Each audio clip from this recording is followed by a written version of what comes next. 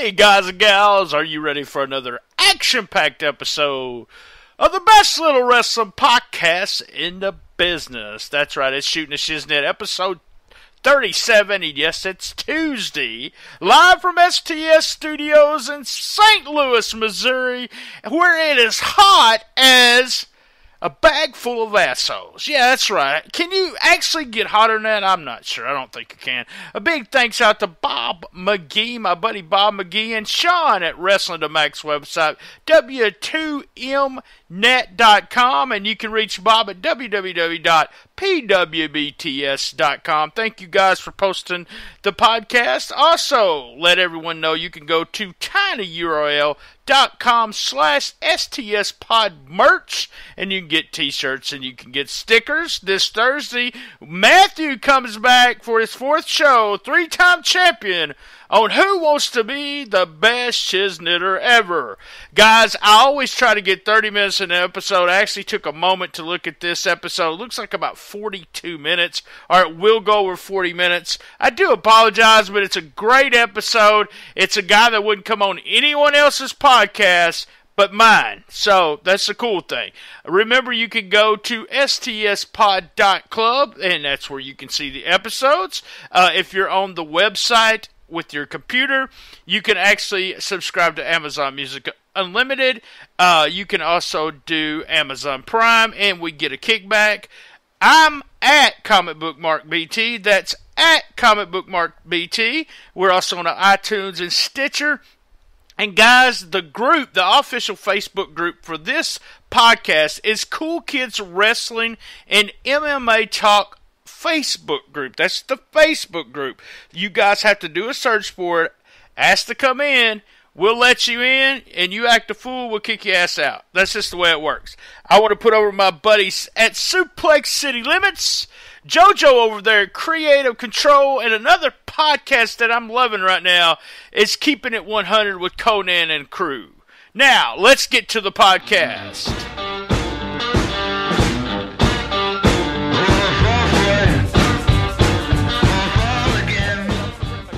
Green room. This podcast is about people I've known forever or people I don't know. This is a guy that I've known forever, but we ain't talked in a long time. And we were just seeing each other around and know each other by our first names. And I've always wanted to know certain things about him. So that's why I'm bringing him on. It's my old buddy, Dr. Mike Lano, right? Yeah, well, it doesn't matter, Lano. It doesn't matter what. But I just want to say this, that I have very fond memories of you, and I think I only saw you wrestle. This was after we all loved your newsletter, Wrestling Riot, for many, many years. It was sort of the apex of smart people, or in my case, I was a magazine photographer, but I loved hanging around everybody. And we were all, I think if I'm right, you wrestled on that Dennis Coraluzzo show to benefit Tom Robinson, if I'm not mistaken. Wasn't it the Tom Robinson? You are. I was on the first match. I wrestled the first match right before we went on. I've told this story not on here, but right before I went on, Dennis tells me, look, you can't do any of that, blah, blah, blah. Cornette wants a regular match. Cornette wants a regular match, that's what he told me. And that is something that I didn't hold it against Cornette, but I understood. I had a horrible match. It was only my third match or my second match, so, I only ended up having 18 wrestling matches. But come to find out, years and years later, our old buddy Dennis was just trying to cover my ass. Cornette knew nothing about that. He didn't tell me just to have a regular match because, as Cornette said, there was no way I could have had a regular match. But yeah, we were both there for that. I don't know if we were, and that I've never been able to get a copy of this. I had a copy of it, but then got rid of it with my first wife, my ex-wife, and there was a photograph of me, Cornette, and I know you remember this, and Angel. Angel, and it was me and Cornette just having the shit-eating grin right with her boobs. because she had these massive big boobs. Yeah. And you took it. You took the infamous photograph. Angel Amoroso, the Virgin Princess. That was later. She was just the Virgin Princess. Oh, the Virgin Princess. Soiled I wedding. Remember that. Well, that was her character later, but back then she was kind of. Rumor has it she was a rat, basically, and there were a couple Allegedly. of them. But she was a very educated fan. I actually was to her house. She had two sisters who were very beautiful, and her mom, and they all loved wrestling. They all went to the shows. But when I started buddying up a year or so later, and I'd known these guys since the Chic Train, Sabu, Terry, and Rob Van Dam, and Judge Dredd, and some of those others, but at least Van Dam and Sabu were quite friendly, as was pretty much everybody. Art and Eddie Guerrero, I think when we went in with the AAA show into New York, and I was doing Ron Scholar's PR at that point, Angel Amoroso and the other one, Jackie, drove Art and Eddie, the late Art Barr and Eddie Guerrero, to the show from the airport. So Angel was like all over the place, all over the East Coast, Northeast Indies, and was just as famous as any one of the guys. But yeah, that photo is a lot of fun. We had so much fun at those shows, and I think, didn't we go to Ribbits, Cornette's place in like Philly afterwards? The show was in Jersey near Deptford, but we went to Cornette's place where they had the Funyun rings, and then there was some kind of a non-alcoholic strawberry drink that Jim Cornette and Bobby Eaton loved at that place. So, but Angel, we laugh about her and her gimmick. You're right. Her sister was beautiful. She was a beautiful girl. Her mother was beautiful. Those people were just so sweet to me. All three of them, her especially, she was just the sweetest thing, and had a really good time back. When we took that photo, you would think someone she's never met. We met the first time and everything. Well, I had met her a couple times before that, but she just played right along, just a sweet girl. I actually talked to her years later on Facebook. She was there for a little bit. She did some really, I want to say X-rated, but I guess they were X-rated. She did some S&M stuff. Yeah, right. With a paddle or something. So later on, she got into that, which I'm not judging her. I'm just saying that's where she took. And then the last time I talked to her, she was just suburban wife, with kids and such. So she said she's had a good life, so that's a good thing. I don't, because I was asking you if you follow today's stuff, which for me, unless it's like Lucha Underground on Wednesdays or the fantastic New Japan stuff and the stuff they just did in Long Beach, their first U.S. tour was out of this world. But that sort of feeling, I don't know if that exists amongst the people at like Ring of Honor or Dragon Gate or Evolve or any of the shows of today. And I was asking you if you watch today's stuff, because at least with WWE, it's very hard because it just is not as entertaining. The indies are incredible. They still are great. They've been great since like the late 80s, early 90s, our sort of heyday of it. But, it's just kind of frustrating for me. Like this NXT stuff, which is basically their farm system. They're great workers like a Bobby Roode or a Prince Devitt. They're sent there. It's like, well, it used to be purgatory before it became a touring attraction and a really happening show. But they've got to learn that slow plodding style. And, so you see somebody, any of the top guys, and they're like operating at the 5% capacity that rather than the 95% that they used to do on the indies. They're just not able to do what they could have done because that's the style they're locked into now. So it's very frustrating and boring for me.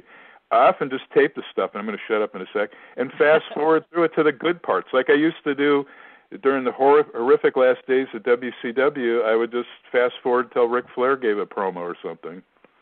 Yeah, well, you're right. You're correct. We did an episode. We do a special edition on Thursdays. Last Thursday we did Cool Kids Countdown, which we just kind of like the top 10 promotions we'd watch right now if we had to pick which ones, how down the line where we would go, and it is. And we had a discussion in our Facebook group about this. WWE has a certain style, no matter what worker it is. They turn Nakamura into a WWF wrestler, a WWE star. It's horrific. It's boring. It's horrible.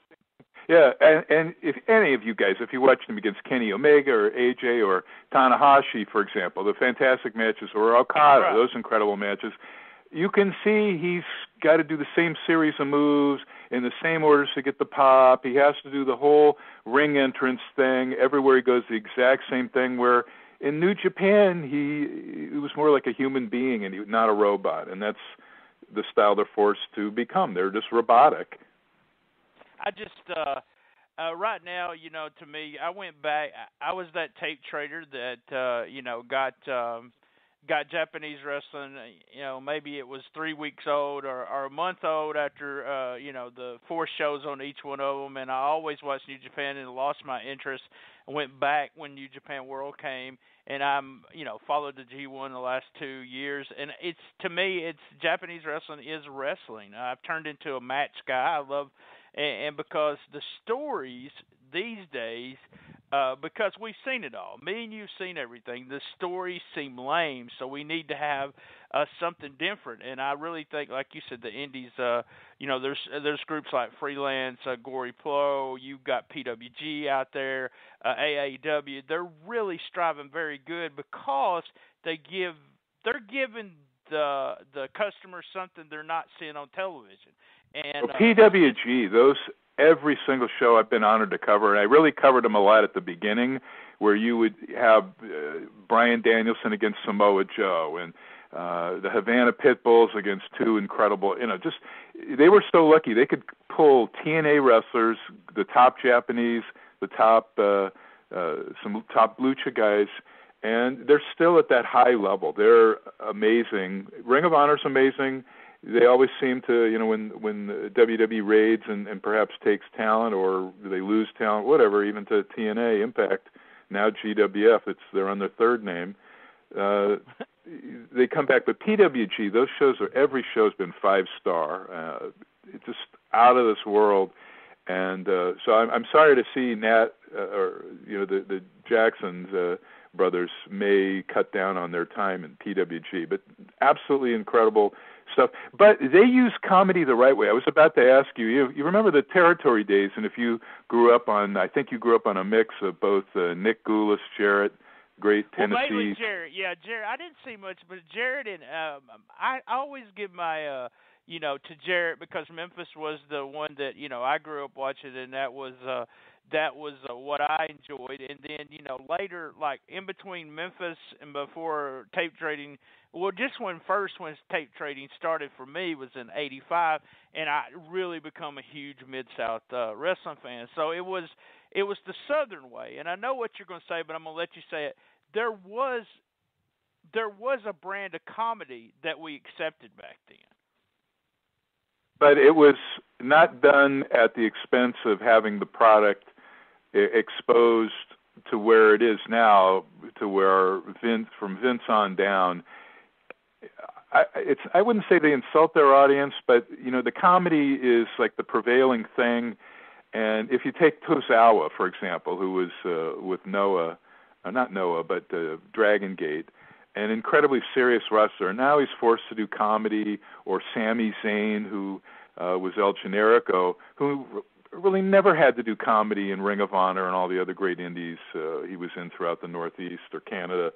And it's so, depending on the territory. We had some comedy and some horrific stuff in my home base, Los Angeles territory, where I shot for the program, the Frankenstein monster. But that was towards the end when our territory was dying a slow death. Jarrett, Mid-South, whole Tennessee, I mean, they were like the last. They survived Don Owen in Portland. They were the last but the last territory to go that Vince hadn't killed off. They were the very last one to survive, and I think the comedy was just, it was sometimes there, maybe with Tommy Gilbert doing some of his characters or whatever towards the end, but it was never done at the expense of the seriousness or trying to mess with fan perception of breaking suspension of disbelief. I think. agree because one of the funniest guys, I was a huge mark for him growing up, doing interviews when he was a babyface, not really much when he was a heel because he turned into a whole different serious character. Some people uh, may not even remember this, and YouTube it. Jimmy Valiant was comedy, and but none of his matches say he was going to feud against the heel Bill Dundee. At no time after he came out and did, Boogie Woogie, he wasn't doing Boogie, Handsome Jimmy then with the Lance Russell. Did you feel you wanted to laugh about that upcoming match with Bill Dundee? So there was like you said, there's a believable ability there that he could do dance, have, FM 100 on the back of his trunks, and he could be whatever. But you knew, no matter what he done on that interview, that Memphis, Mid-South Coliseum against Dundee or whoever, that was going to be serious. Now, not always on the spot shows. Valiant was one of my least favorite on spot shows because he played a lot, and it was before I even knew, everything about the business. But he was one of those guys that did too much comedy on the house shows, and he would just, or spot shows is what they called them when you was in Blythe, Arkansas, or Jonesboro. He would just, take 15 minutes to get to the ring, and sometimes 15 minutes before he locked up, the crowd was into it. He was over. But me, I was, saying, quit playing, let's wrestle kind of thing. But you're right. I mean, that's a great point to bring it. Comedy didn't, you didn't look down on them until you had some, Lawler booking was, was really out there sometimes with some of the creatures that he brought in, and just really out, he had some guy shooting fire out of his chest or something, some goofy stuff like that. But we, like you said, I think every promotion, and you brought up the comedy. Now, recently, Cornette has brought this up in a bunch, and Meltzer actually went on Cornette's show talking about this, but PWG had some spot maybe a couple years ago where we had someone throw a grenade there. And then all the guys bumped, or we had the thumb spot where they do. Where do you see that fitting into there? And is it just because that crowd gets it, and it does? It's not that it would work anywhere else, but we do know that crowd gets it. Yeah, well, that's what I see, there, and it extends to a Northern California territory that's been around since 94, All Pro Wrestling, APW, which was founded by Roland Alexander. But PWG, and they don't even, or APW and some of the other top groups out here on the West Coast, which I see pretty often, EWF, Jesse Hernandez's, they don't do the comedy.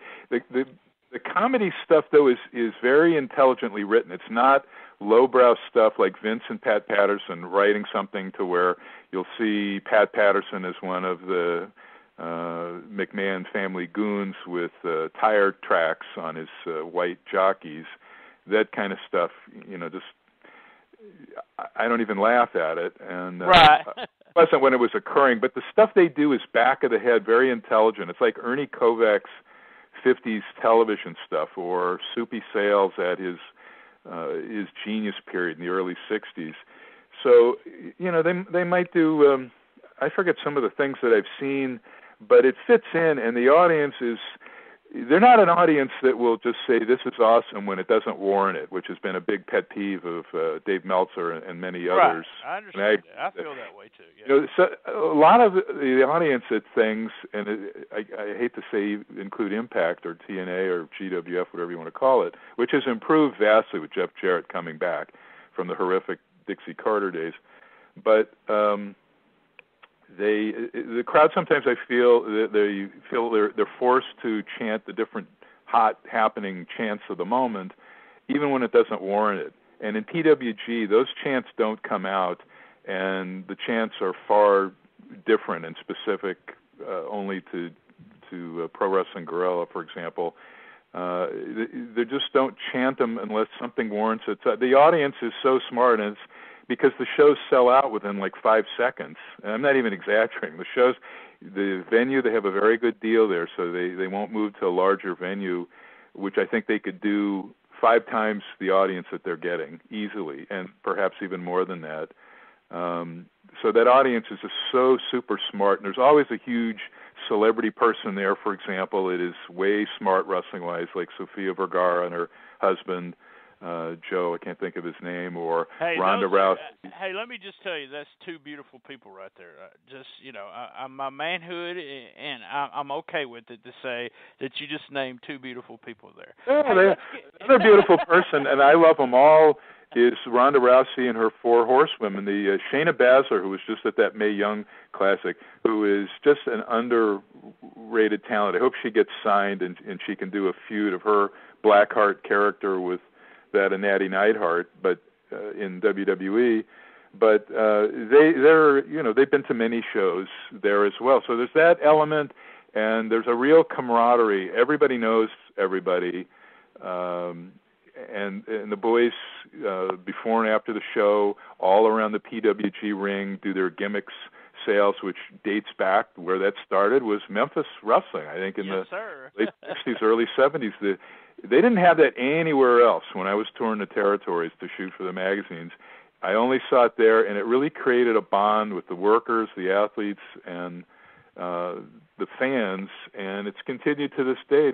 Whether it's a Jimmy Hart Legends show in Tennessee or whatever, you still see that, and nobody does it as well as they've always done it in Tennessee. But they have that at PWG, and so the audience is probably the smartest audience, I think, even exceeding Ring of Honor's audience of late. Right. Okay, hey, we're going to take a quick commercial break here. We're going to be back with Dr. Mike right after this commercial.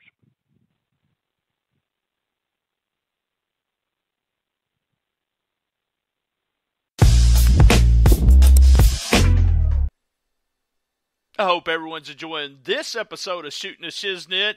This coming Thursday, the special edition with Who Wants to Be the Best Shizniter Ever. That's right, this is a game show podcast, a wrestling game show podcast. So guys, do me a favor and listen this Thursday. It'll come right through your iTunes feed, or you can look through it on SoundCloud there. Listen to Who Wants to Be the Best Shizniter Ever.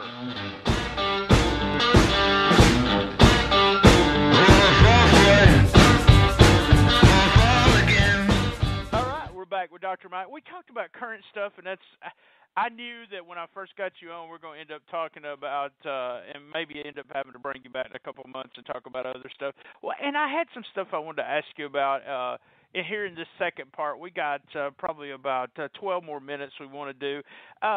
Mike, you've been around forever. I mean, and by the way, I seen a current picture of you. You look fantastic for you're 90, right? No, I'm just kidding. 90. 61. Not bad. No, see, I'm 51. You're 10 years older than me, and still look like Dr. Mike.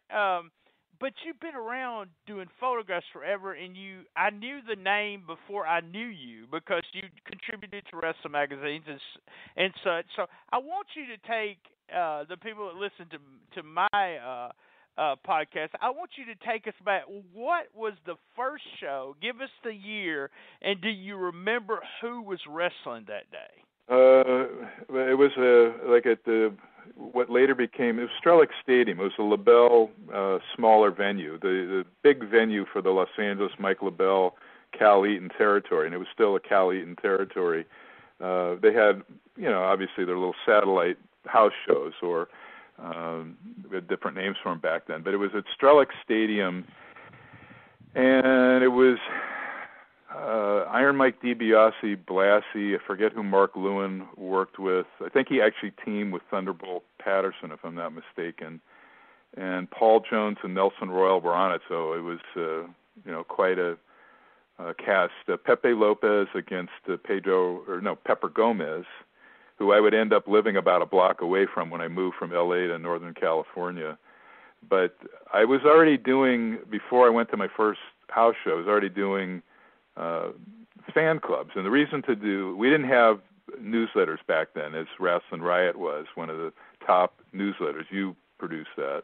Or Jeff Osborne, our friend Jeff, with Cassette Wrestling News, or any of them on up to Observer and Torch and 3 Count by Alex Marvez, etc. So we were doing them, and I want to see if that was why you were doing Wrestling Riot. We did these. I took over the first fan club I had before I went to house show was for the. It was not the only one, but it was one of them for the Sheik, and then I later did the Tolis Brothers, and the first two guys that subscribed were Jimmy Cornette and Eddie Gilbert. And then the last one, John Arisi and I took over the Fred Blassie fan club from my L.A. territory boss, Jeff Walton, who had to give it up when he became the PR guy. But we were doing those fan clubs primarily to do the newsletters, and that was our creative outlet. So when you did Wrestling Riot, was that kind of, it was a creative outlet thing for you, was it not? And No. Honestly, when I first started it, it did turn into that, and that's when I first started it. It was actually tape update. I was sending my tapes, and I was selling wrestling tapes, and I would send it out to people. And then I had got a call. I don't know if I've ever told this story. Very few people know this story, so enjoy this quick classic here. I got a call from WCW's Wayne Coulter, and he was really upset with me selling WCW stuff. Apparently, he was good friends with Kevin Sullivan at the time, and I wasn't selling WC. I was selling Florida stuff, and he was going to sue me, and Kevin Sullivan was going to sue me because I didn't have the rights to Florida wrestling. I shit my pants and got scared for about 3 weeks, and then I came out with TU Wrestling Riot. I don't know if people remember that.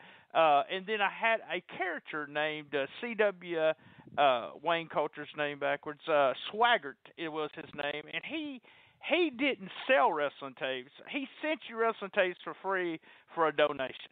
So from that point on, we gave wrestling tapes for free for donations, and I kept a real good eye on my taxes and made sure that the extra money that I was making was put there, and never heard again from Wayne Coulter. I guess he thought he scared the shit out of me, but then he didn't. And then we started adding other people, and the bulletin, I've got them all out recently just to look through them and really thought about doing a book. I've got some stuff missing, have to work with my buddy Jeff Singer on that. But it was, I don't know how to explain it. It's very hard to explain what Wrestling Riot really was. It was not a news unless it was me going to, one of the spot shows, and then we always had the comedy part, and then we had the Ultimate Reuter shirt. I don't know if you... yeah. And the Hulk Suck shirt. And Jeff Singer, that's a name I have not heard in years, so please say hi to Jeff. I will. Me and Jeff still communicate. We're talking about bringing him on a show and talking about his newsletter, which was really, really popular. But, you talk about, it's funny because the names that subscribed to my bulletin were, legends, really. You didn't see them as legends then. There was guys like Cornette and Heyman sending me checks, which I wish I would have copied and kept. And stuff like that were paying for the bulletin, which was, and we had we got 300 to 400, hardcore fans that loved what I was doing along with what everyone, and become a fan club of sorts where, we felt like we had the smartest of the smarts reading it, and that's what it was. We felt like that was the cool kids, the guys like Meltzer and blah, blah, blah, Wade Keller. My subscription list, I wish I still could find a list of that, was the who's who of wrestling plus who's who of fandom. I mean, I said you've been around forever, and the thing about it is we've been fans forever, and it was we were the branch of super fans before there was Twitter, before there was anything like that. And that's what I wanted to ask you, because you brought it up before I even got to it. You said, well, we didn't have the newsletters, we didn't have this before. What do you remember when, because it started before me. I was smartened up, I don't know if this name's familiar, but Dick Bourne is the one that smartened me up to the Observer. And also Steve Monero from St. Louis, Missouri. Yeah.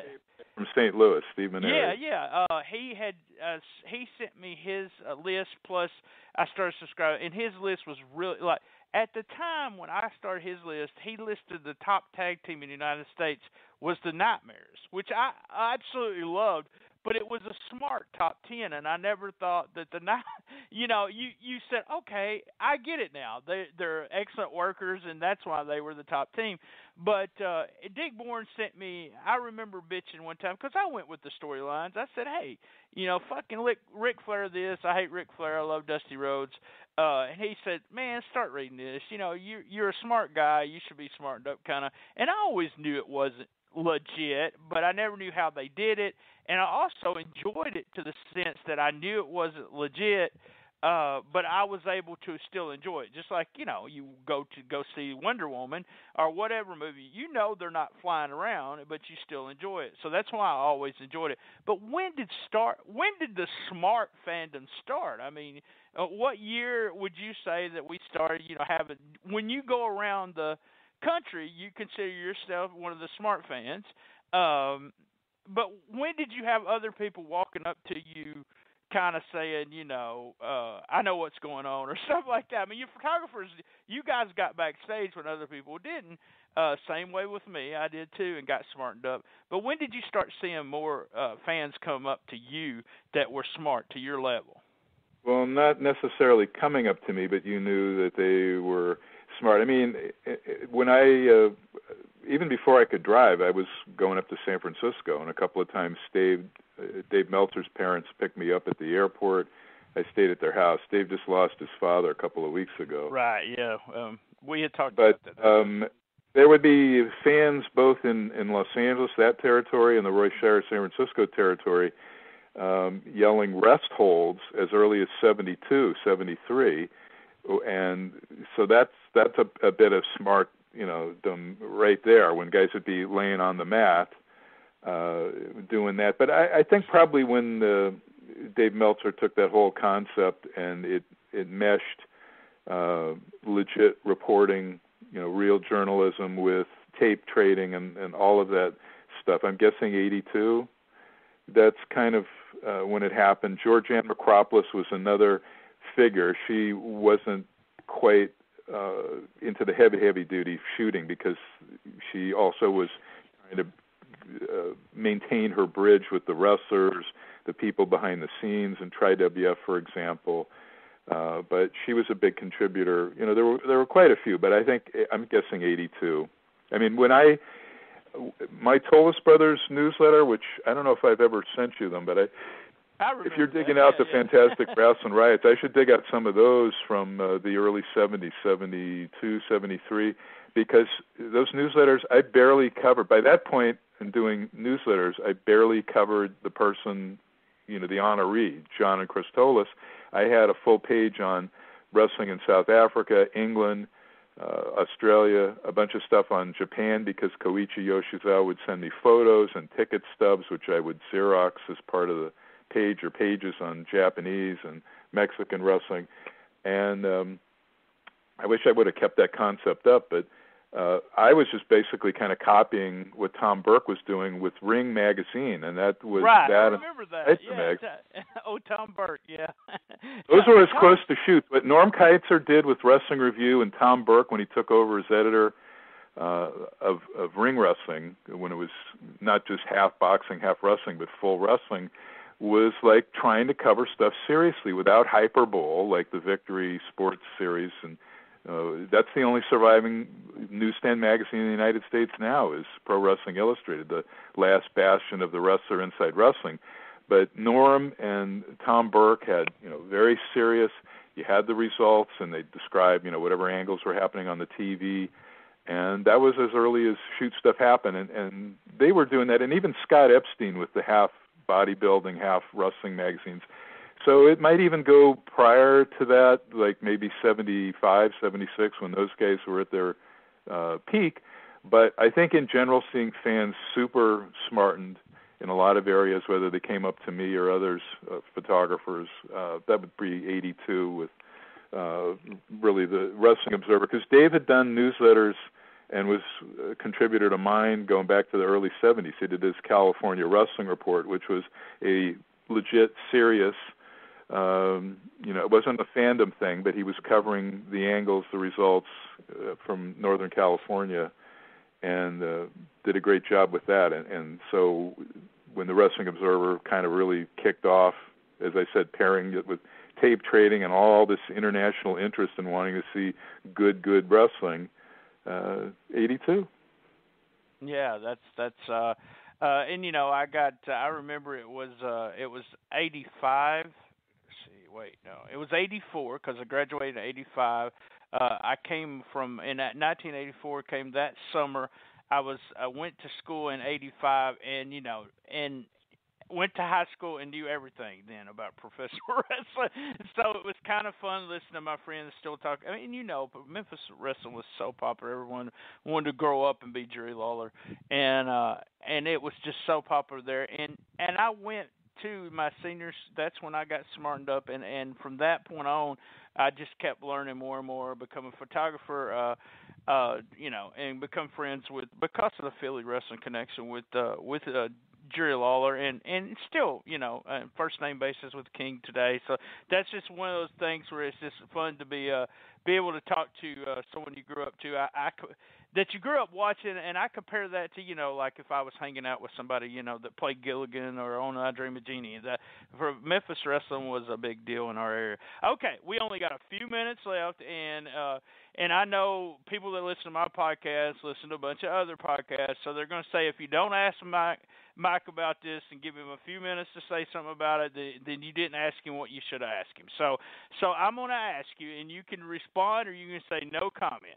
So what is your response, or what do you think about some of these podcasts, and I'm mainly one of them, that uses you almost like a caricature, that uses you as a comedy figure, that has these people on here that's telling that everything you did, in your... I haven't made the time, which is my fault, to listen to them. I've heard and told by others what they're doing, but it's like the third-hand gossip, or maybe even more generations of it, to where whatever they're saying, like there's no,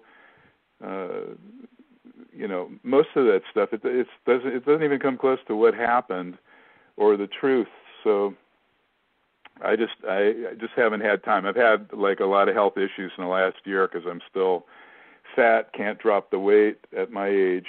So that's another reason why I just haven't had time and didn't want to participate in that stuff. But you being a longtime friend doing work that I respected, I mean, I never got really in the ring. You certainly have, and you had many, I don't know, I think you said you had 19 or 20. I had 18 or 19 matches, but, I managed in the Memphis area on the indie scene for years, at least. Well, I went strong for 5 or 6 years there, but it does. The thing about it is, I wanted to ask you. That's perfect comment. We won't say another word about it. I appreciate it, because there's been, the Mike Lano that's portrayed there is not really the Mike Lano I know, so it's a good thing. Guys, I want to thank Mike, Dr. Mike. Dr. Mike, two things before we get off, because I'm going to go a little over this time. Number one, I want a copy of that photo, since I know you know where it is. I'm joking, by the way. I just have to find it because I've got another couple of Jersey, Philly. I don't like using the term rat because they were very educated female fans who hanging around backstage. But I'm going to send you some other ones and ask if you remember who they were, because some of them, there was this beautiful brunette. I don't quite know who. I can't remember her, and I've been going through some of those photos trying to organize my stuff. The wrestling, MMA is more what I do now. There just isn't as much wrestling, to keep me busy when I'm able to physically. So it's been boxing and MMA. I'm really looking forward to it. I don't know if it's going to be a shoot or a total work mess, McGregor, Mayweather, but I'm looking forward. And also, though, you find that photo of me and Courtney and Angel, and there is a famous photo of you that's probably, if everyone can remember this, there's a photo with Mike working on Mick Foley. And a longtime friend of, that was in my dental office. Yeah, that was in my dental office. He and Colette came out, and she filmed. He came out actually quite a few times. One time was a surprise. He brought Abby with him when they were in WCW feuding, and we went to San Francisco's Chinatown restaurant, Abby picks up the tab and he goes, "Make sure you tell Meltzer that I paid for this," because I think he thought that Dave was, here we go with ugliness trolling. He thought Dave had been reporting for years that he and the original Sheik, Eddie Farhat, were cheap and, tight with the dollar. And Abby, if you were around him, was, I never saw that aspect. So he asked us to do that. But anyway, that occasion, I'm working on Mick in my dental office. Colette is filming it and taking stills, and that was when Flair debuted on Vince TV, whatever year that was, late 91, 92. Right, and that is it was in Pro Wrestling Illustrated, wasn't it? Didn't it was in it was in Wrestling World. It was in quite a few. It was in the Gong before Gong went bankrupt in Japan. All right, man. Hey, we're going to get off here. Thanks again. We went a little long, guys. We enjoyed it. My old buddy there, Mike Lano, he said he doesn't really care what I call him, just so I call him for supper, Dr. Mike, it was a pleasure, and I appreciate your professionalism. For everyone that's here and listening for the 37, that's the Mike I know. So if you know another Mike, and I don't know him, just put it that way. Hey, guys, we'll be back next Tuesday. That's right. Shooting the Shiznit every Tuesday right here. Same bat time, same bat